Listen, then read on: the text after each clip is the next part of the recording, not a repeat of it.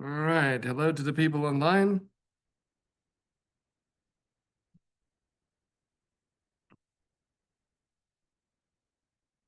Test, test, test, test. That's not very loud.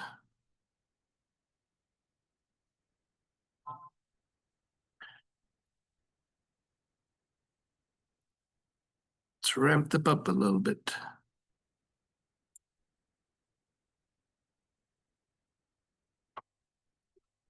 Let's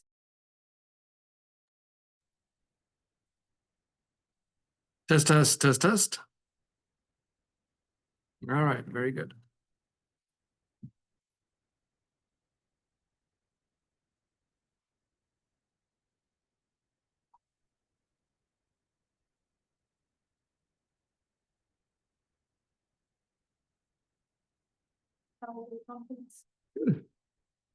A little sobering, to be honest. Yeah, sobering in as much as a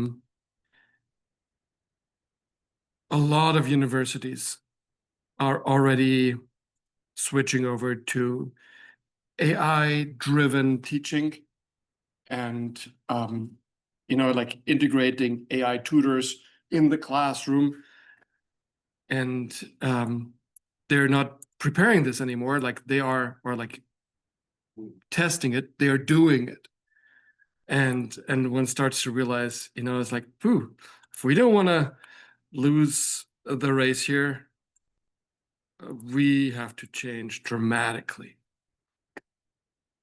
I mean, those are like, sometimes it's community colleges who are like, oh yeah, we have, like for every class, we now have a specially trained AI tutor. And in fact, I tried one out. I developed one of my own AI voice, kind of like, well, it's basically, think about as if we have a lab here, and instead of a physical tutor, because our class is too small to have been assigned a tutor, we have like a voice trained, like a plant anatomy trained voice tutor here that you could walk up to the screen and say, hey, I have a sample here and I see a cross section of an unidentified plant. It's the cross section of what I can believe is the stem, and the xylem arrangement or phloem arrangement is like this and this. And in addition, I see like 2 layers of epidermis. Can you give me an interpretation of what we're looking at here? And it was trained for 5 minutes on publicly available data. Like it was literally at the drop of a hat. And it got the identification right. I tested this both for plant anatomy and for genetics. Those things work. Quite frankly, they work better than having a, like, I don't want to criticize RTAs. RTAs are doing a good job. Nothing can currently replace like a walking, talking human. But in order to get that level of understanding of the samples, the TA would have needed to teach the course for multiple semesters, years. And literally within 5 minutes of training, that was there. So yeah, it was, or to put it differently, you guys will probably have a very different college experience than your kids. Yeah. Because I'm pretty sure your kids will not have, I mean, they might hopefully still have a walking, talking teacher here, instructor here, but teaching assistants, not so much anymore. It's, yeah. Anyways, but yeah, thank you. Thanks for asking. Yeah, it was very interesting, a little sobering. I was only there for two full days. Others were there for 4 days, and but they basically reported the same thing. All righty, right. Is the sharing working? Yes. Hello, everybody. To our, let's see, is this the last class in November? No, I think Monday after Thanksgiving. Is that still, it's already December 1st? Yeah, I'm back December 1st. Okay, then hello to our last class in November. It's not the last class overall in this course. We then still have 1 week after Thanksgiving break. But hello to, welcome to Plant Anatomy. Today is November 21st, 2025. It's a Friday.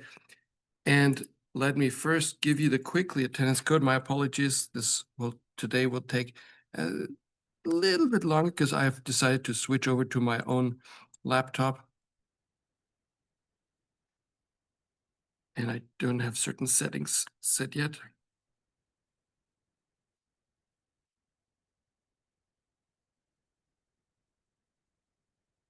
Did everything work fine with the recording as well as with yesterday's lab? You were able to see the last recording, right? Okay. I understand if you haven't fully watched it yet, but at the very least, you can watch it and it worked fine. Here's your quickly attendance code for today.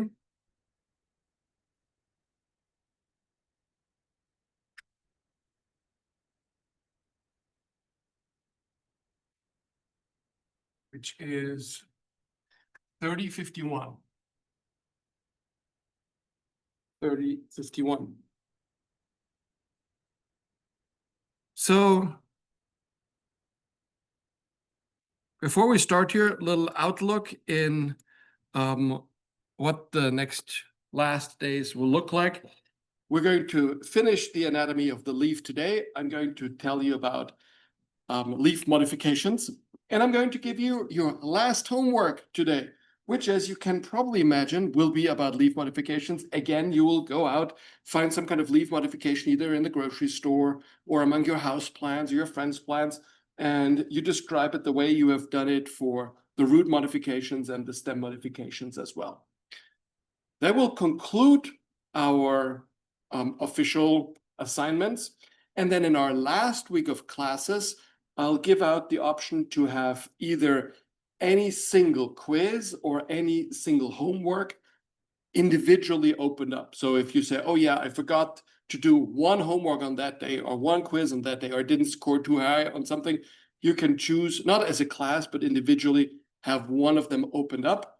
And then until the end of the Friday of that week, so it might be not a full week, might be only 3 or 4 days, you can then resubmit that one missed quiz or missed homework. And then we have the final exam in the week of the final exams. All right. That's from my side. Any questions from yours? Then in my recording, I mentioned that I'm going to start with this question here, with this little devil's advocate question. Remember, I told you about these intercalary meristems as one way for some, not for all, but for some plants to grow their leaves in length, even though they are already mature leaves. Let me emphasize that these intercalary meristems can be found in some gymnosperms and virtually all monocots. So since in the phylogenetic tree of the seed plants, or let's even do the land plants, we're talking about, so these are the angiosperms of the monocot lineage, angiosperms of the dicot lineage, which is a polyphyletic group because the monocots are within that lineage. And these are the gymnosperms, the ferns, and say the mosses. Then we see these intercalary meristems both with the gymnosperms as well as with the monocots, which indicates that they're not actually two separate inventions, but instead that they are an invention of all of the seed plants. It's just that some seed plants don't use that option. They don't use these intercalary meristems. And this is where this question comes in. Why did apparently some plant lineages, such as the dicots, not make use of the genes that would otherwise give the plant these intercalary meristems? And as a little reminder, what are these intercalary meristems? They are, now please, this is not a monocot, so they don't have it. But let's just for the moment pretend this was a monocot. Then where you would have these intercalary meristems are here in the leaf stalk. And the leaf, which is already a mature leaf, would then continue to grow or expand or extend, at the very least extend from the bottom up. Again, you don't actually have this here. It's just a theoretical example. So why do some plants, like the dicots, forgo this otherwise cool method of extending your leaves?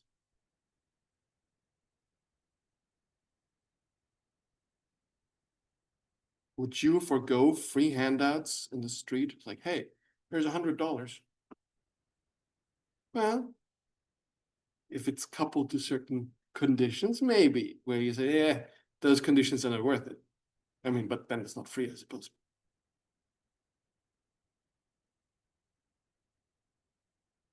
Any suggestions as to why some plant lineages, the dicots specifically, forgo having, because they have the genes, obviously, because everything else until the dicots have these genes. So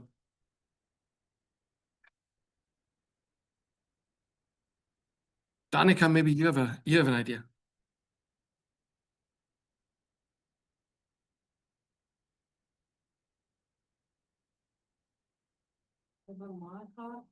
Mhm. The best way for them to get forward. That's a good one. Yes, I mean, remember the monocots, they don't actually have secondary growth. They don't have a vascular cambium inside the stem. So maybe that's one of the few ways to grow taller. That's a very good point. I wouldn't consider the most important one though, but yeah, it's a good point. It's a good point. Mhm.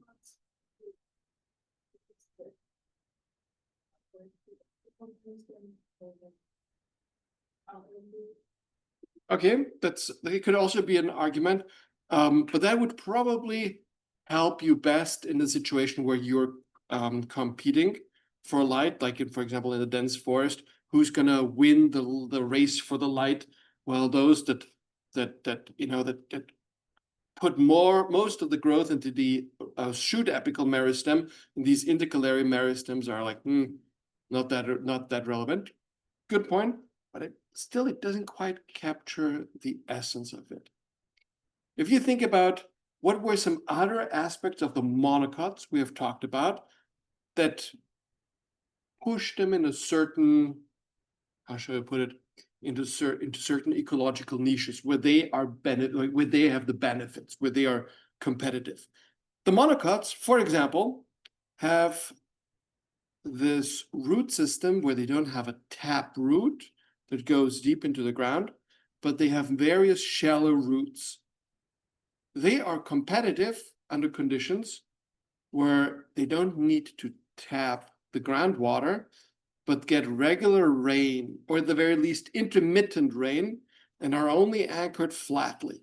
They don't grow too tall, the monocots, but, excuse me, grow rather bushy in terms of width, but the width is not something of secondary growth, but like of lots of little branches to the side.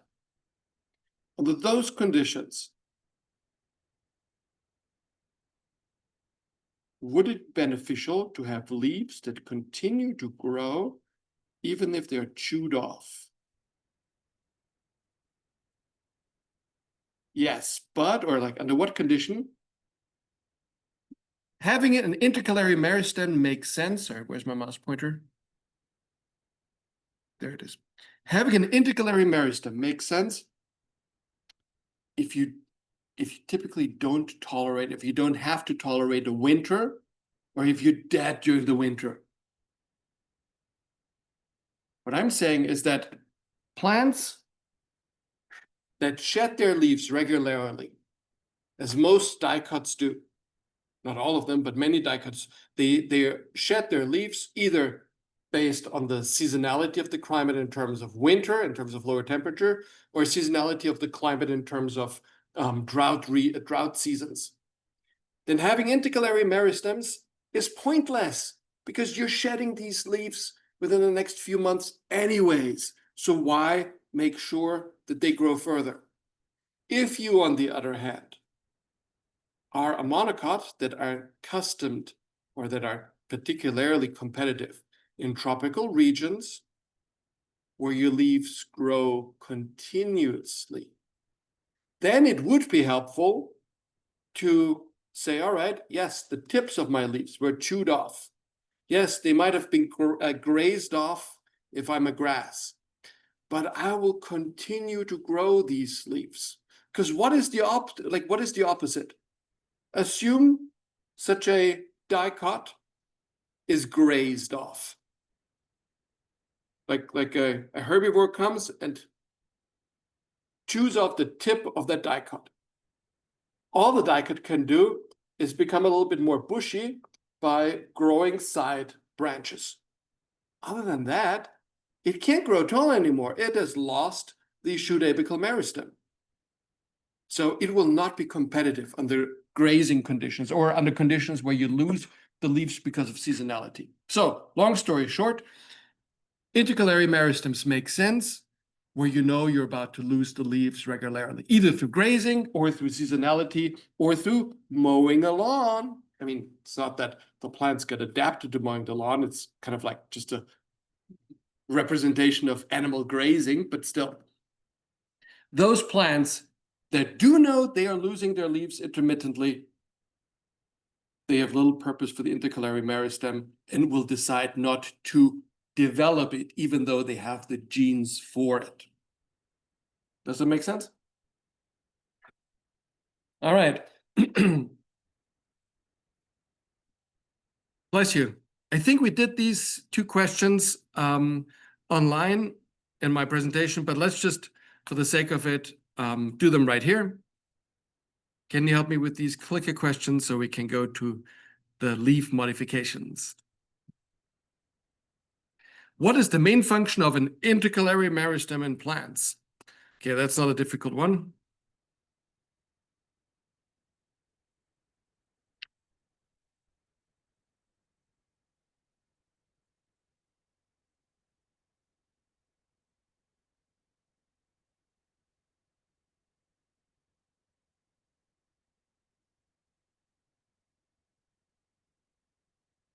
What is the... Very good, yeah. To enable elongation and regrowth from the base of leaves.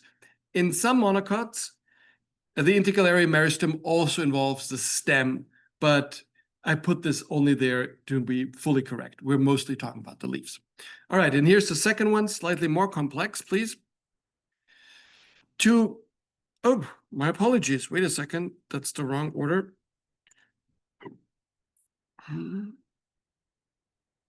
No.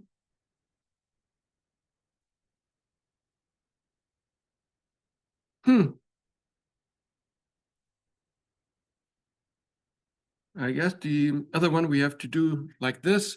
It's missing in my question set. What is the main function of... No, we already had this. Yep. My apologies.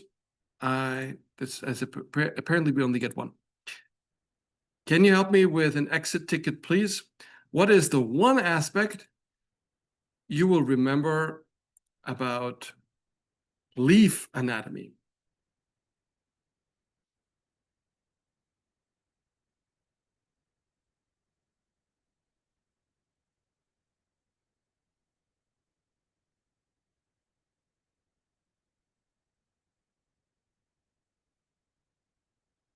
Any aspect that you will best remember about leaf anatomy?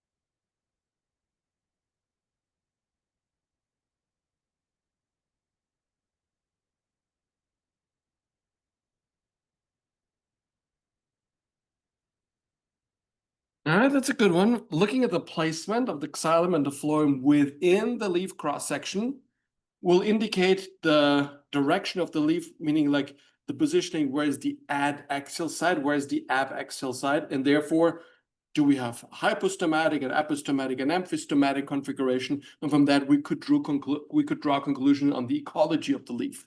That's a very good one. Any other aspect?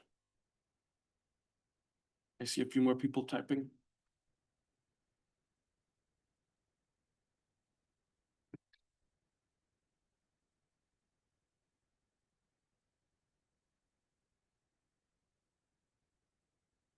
I'll wait for a second one and then we'll select the best.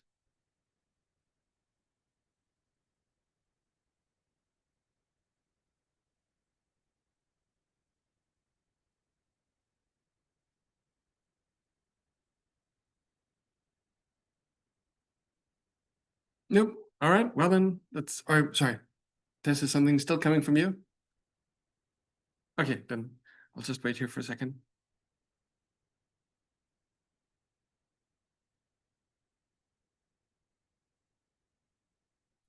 Oh yeah, dicot leaves have defined palisade and spongy mesophyll, while monocots do not. Those are good points. I'm going to copy both.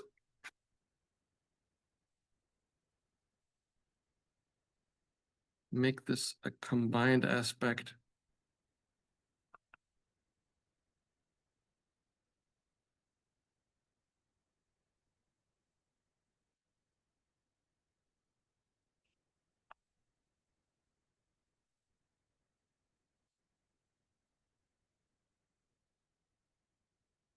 I guess that didn't quite work out too well.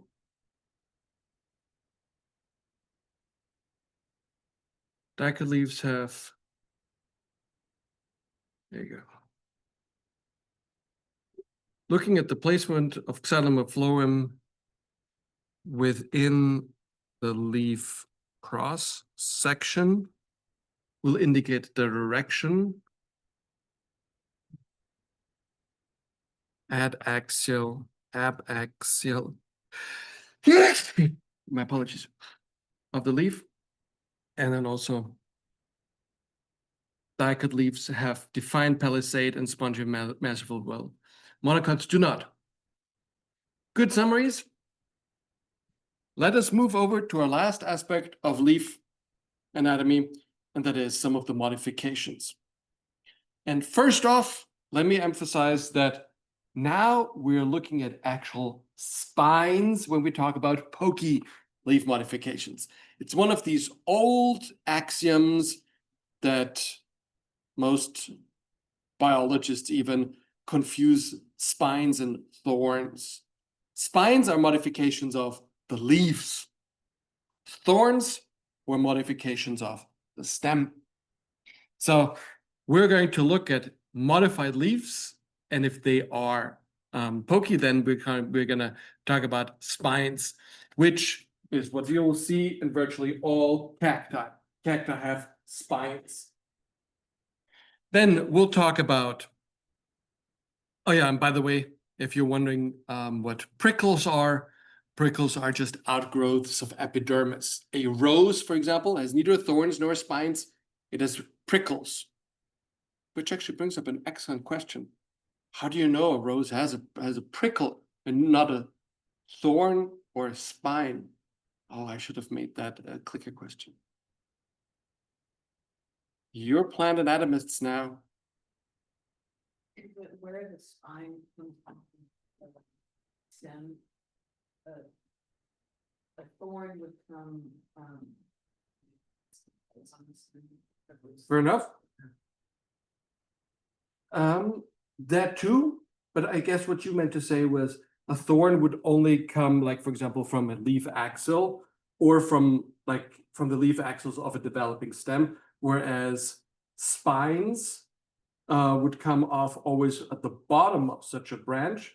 Prickles, on the other hand, they could come off everywhere. And what would they not have anatomically? Because you described it morphologically, which is fine. It's also a good indicator.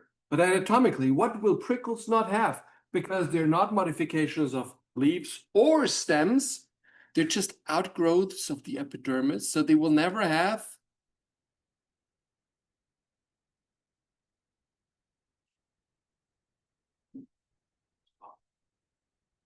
No. Vascular tissue, exactly. Prickles will never have vascular tissue because they're just outgrowths of the epidermis. No vessels, no flow will actually ever go into these prickles. Yes, very good. So we're going to talk obviously about spines a little bit. Then we're talking about some trapping leaves. Those are also modified leaves because while they do a little bit of photosynthesis, their main point is to trap some preferentially chitin containing animals that they can then digest in order to get at the nitrogen of the chitin shells of these arthropods. And eventually we'll talk a little bit about storage leaves. With storage leaves, it doesn't have to be only storage in terms of nutrients, it can also be storage of water. Like, for example, I mean, those are not storage leaves, but some cacti have very fleshy leaves, succulent leaves. Those would also be storage leaves. So let's go through them in turn. And I wanted to start off with trapping leaves.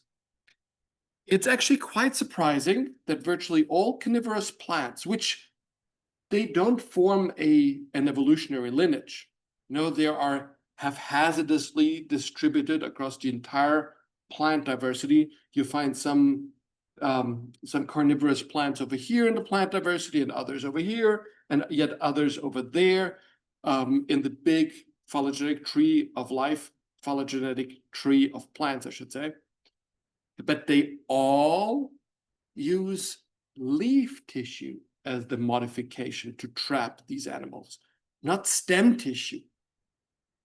There's something there that makes it easier for a modified leaf to be such a trap than a modified stem.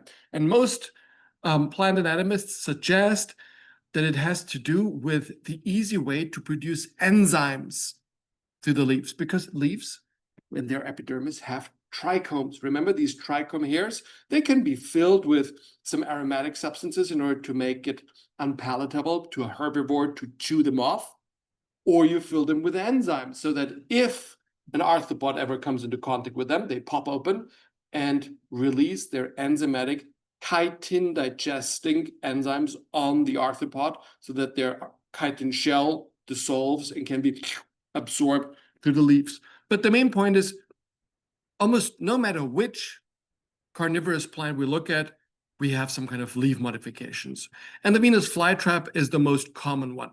Now, let me emphasize here that what you see as the trap part here or here or here is only a piece of the leaf. You know, the leaf also includes this part here, which is just purely for photosynthesis. There is the wrong notion that carnivorous plants are somehow parasitic plants. You do know that there is no correlation between carnivorous plants and parasitic plants, at least not if the carnivorous plants are still photosynthesizing. So why do these plants then? I mean, clearly they have large leaves. Part of these leaves are just for photosynthesis. Others are for trapping animals, yes. But why do these plants even do their carnivorous lifestyle? Again, they're still photosynthetic. They're still plants nonetheless. Why do they modify parts or all of their leaves for these trapping mechanisms? Are they in environments that we get sun all the time? Well, if they can't get a sufficient amount of sunlight, they would probably grow taller in order to achieve that or become epiphytic. But you're close to the truth here. It's not about the sun, it's about something in the soil. Exactly. The lack of nitrogen in the soil forces them to get that nitrogen from through other means. Many legumes do that in order to do this extra nitrogen or get this extra nitrogen by forming symbiosis with nitrogen-fixing bacteria. They then have small little nodules in their epidermis, in the rhizodermis of the roots, where these nitrogen-fixing bacteria can colonize, and therefore a symbiosis takes place similar to these abuscular mycorrhizal fungi that I explained to you. Another strategy is doing exactly that, to have parts or all of your leaves as these trapping structures. And again, lotus here in this Venus flytrap, it's only part of the leaf blade that is such a trapping structure. Now, I do have a question about this, though. Let's assume, I mean, you have seen Venus flytraps, right?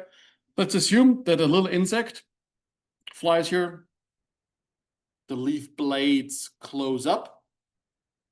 I'm going to ask you just a moment why or how you think these leaf blades close up. I mean, how can a leaf blade close up like that? You already know the mechanism.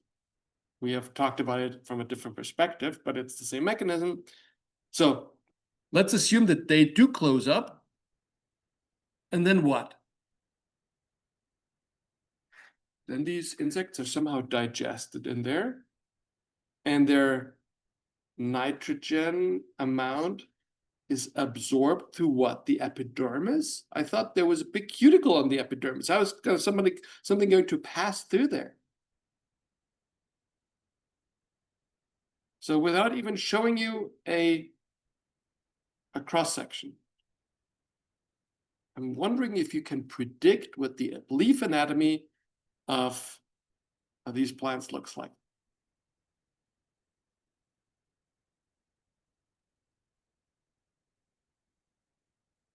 What will we have, especially at the midrib, that allows the leaves to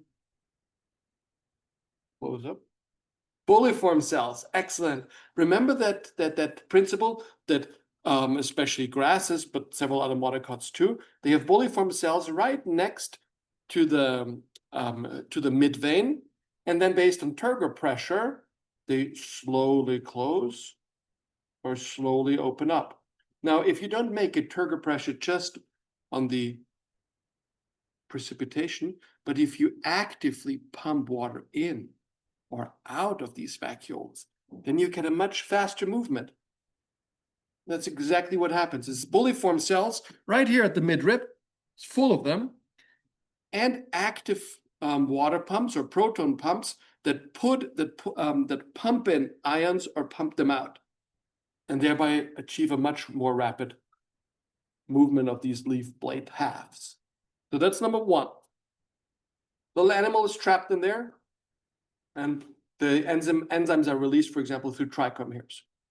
How is that nitrogen absorbed?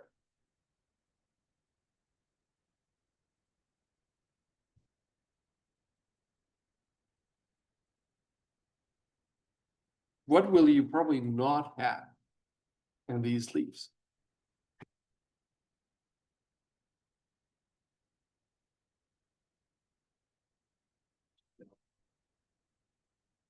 Will you not have them, or would you have more of them?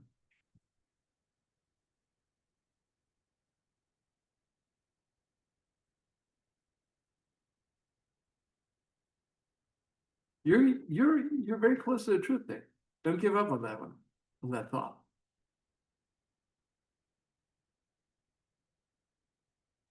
So I can tell you one thing: the close relatives of Dioscorea, for example, of that plant lineage, has a hypostomatic distribution of the stomata. The stomata are on the bottom of the leaves, and they have pretty thick cuticles because they are plants of the southern United States, where, you know, it's true the conditions there are wetter than maybe here in Kansas, but they do have a genuine, authentic cuticle. Any suggestions? It has something to do with the stomata.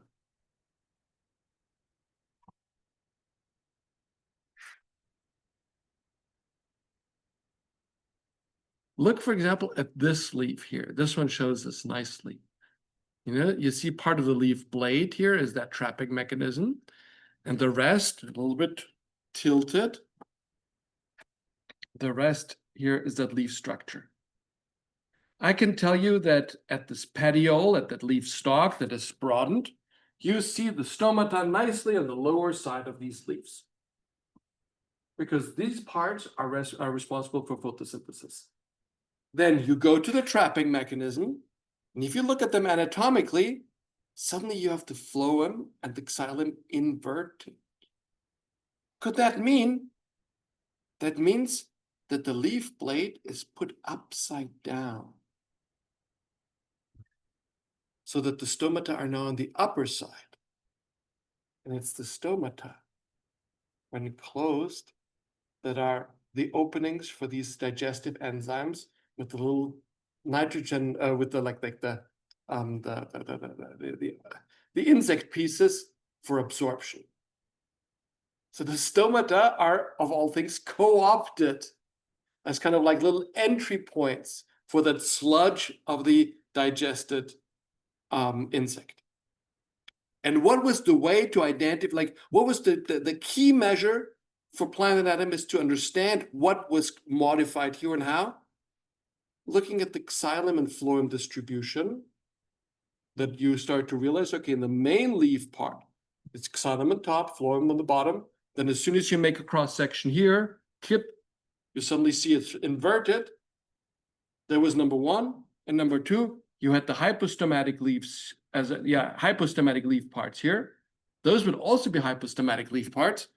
But since it's flipped, the stomata suddenly look on the upper side and are little pores for absorption of the digested insects. So you see, plant anatomy can help you identify what is going on perfectly. Lastly, these trichome hairs are particularly interesting because they need to be struck once, not once, but at least twice in a specific time frame for these leaves to actually close up. Did you know that? Because otherwise, any raindrop could do that trick. Any raindrop that fell into the leaf, and they would close up with nothing inside them. So what is what is the solution? These trichome hairs will signal through phytohormones to these bulliform cells to please close up only when they're hit 2 or 3 times within a particular time frame. Now, the exact mechanism is not fully understood. It almost resembles like a neuron. I mean, in terms of the function, there's nothing there that would ever look like a neuron.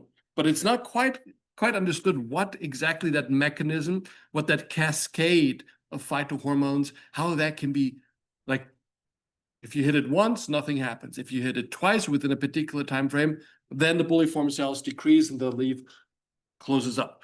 Let me demonstrate this to you through a short video, and then we go to another modification. Sorry, let me get rid of that here.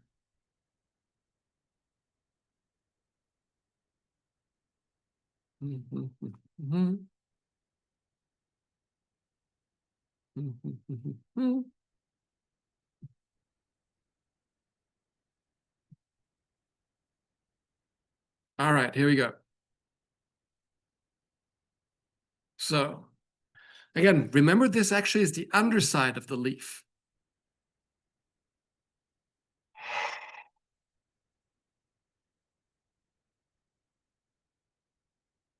So we have our little insect, and we have 3 large trichome hairs here. And it's not sufficient that this unsuspecting ant here touches only one of them. You'll see it'll climb around quite a bit. Okay, it has probably touched once.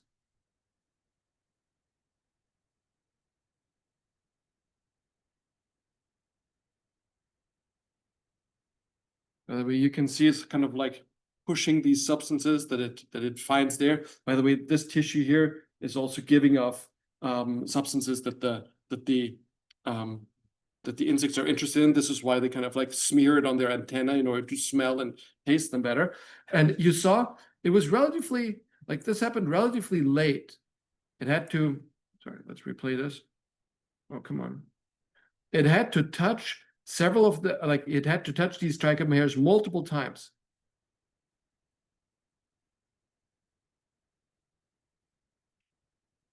And now actually for the next few minutes, those boliform cells will get larger and larger and larger, and the grip will get tighter and tighter and tighter.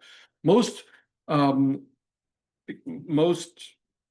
these videos stop here, but actually they literally glue to one another so that inside you can actually see that little animal, at least from the outline.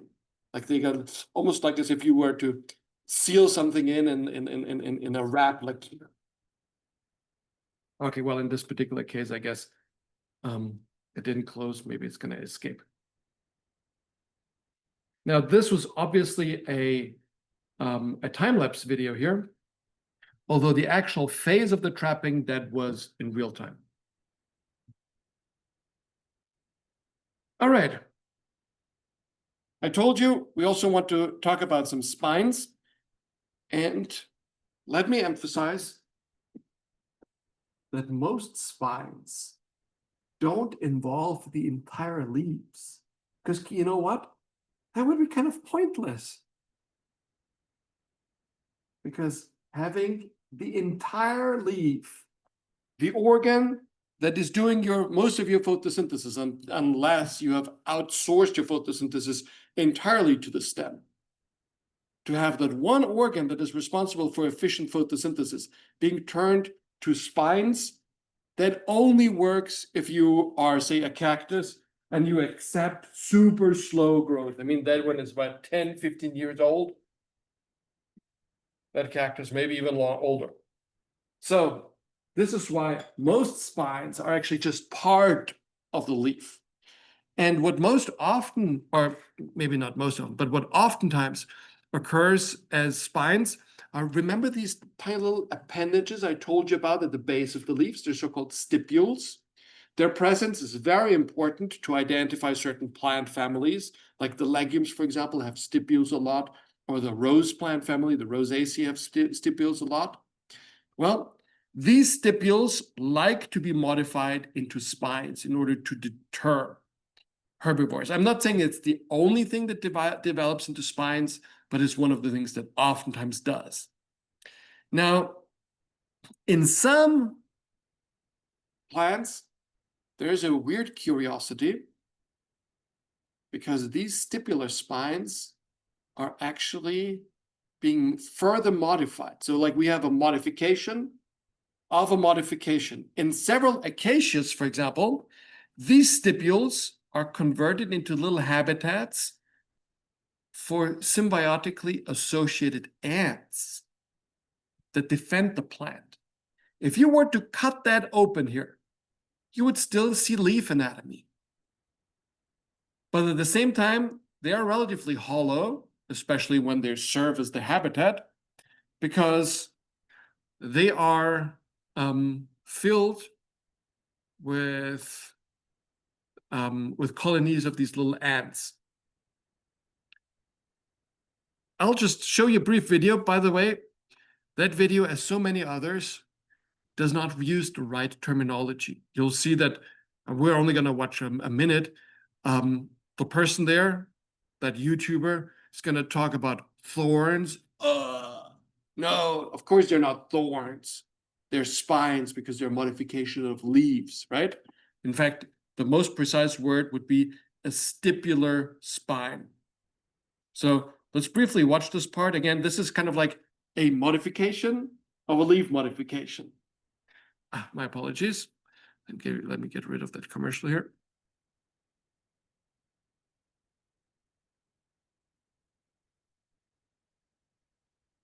All right, here you go.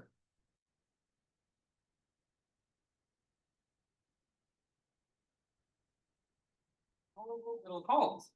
But how does the plant? While this plant's giant thorns scream, "Don't mess with me," you may be surprised to learn that these bark knives are actually hollowed out by teeny tiny helper ants and used as adorable little homes. But how does the plant get the ants to stick around? With a downright dirty. Now you can beautifully see this is where the original leaf was connected first. This is kind of like the leaf scar. This is the base of the leaf, the two stipules, and only here would be the stem. So it's a clear leaf modification, stipular spines. and they're hollow and little ants. Diabolical mind control scheme, of course. This is, after all, the cutthroat world of plants. This is bullhorn acacia.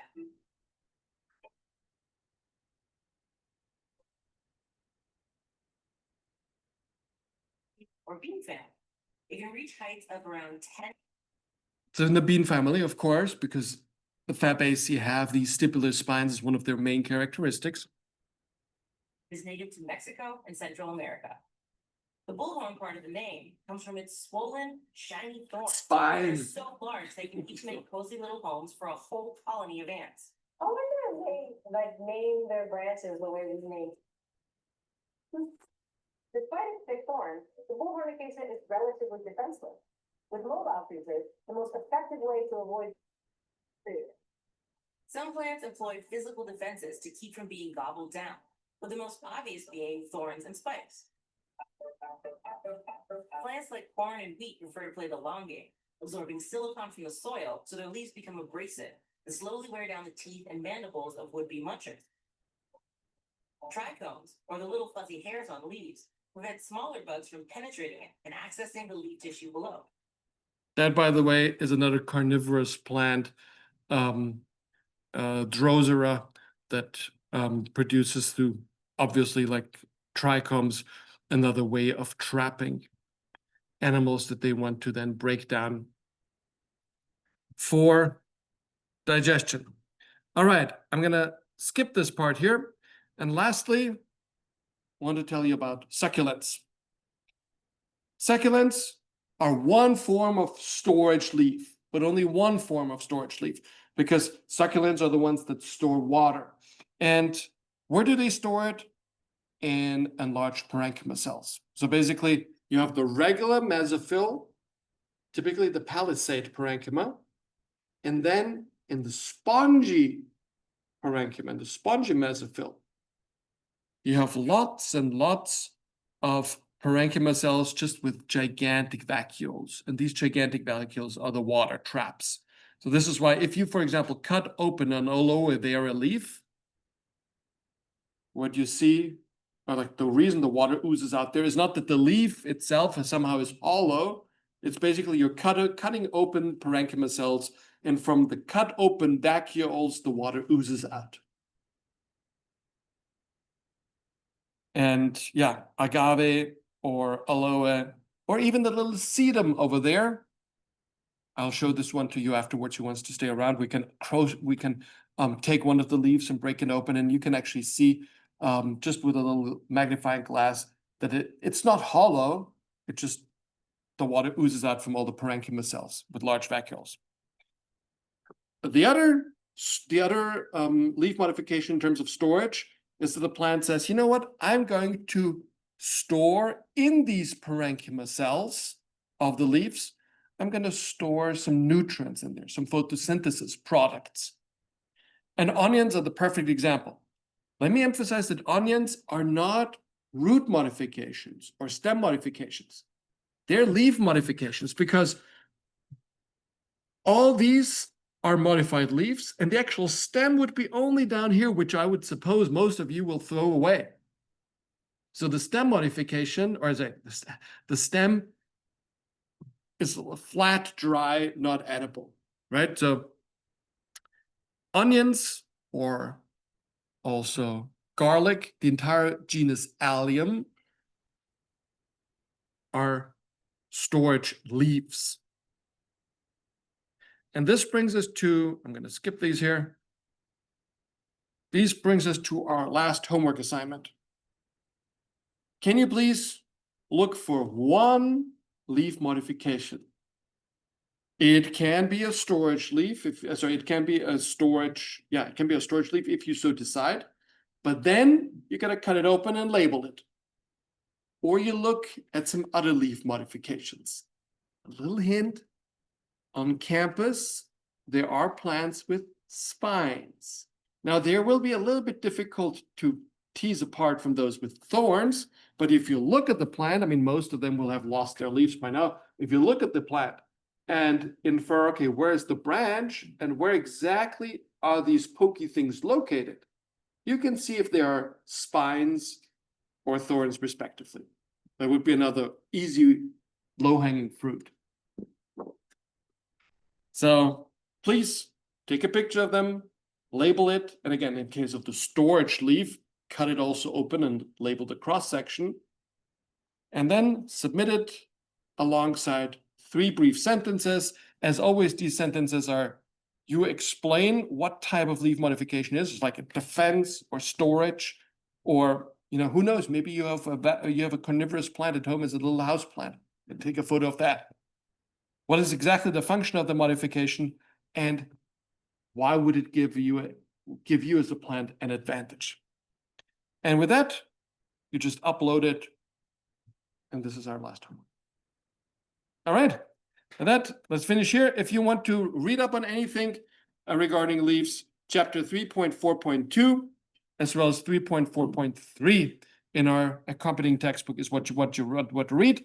I wish you a good Thanksgiving break, and afterwards, after Thanksgiving, we're talking one last week about fruit anatomy.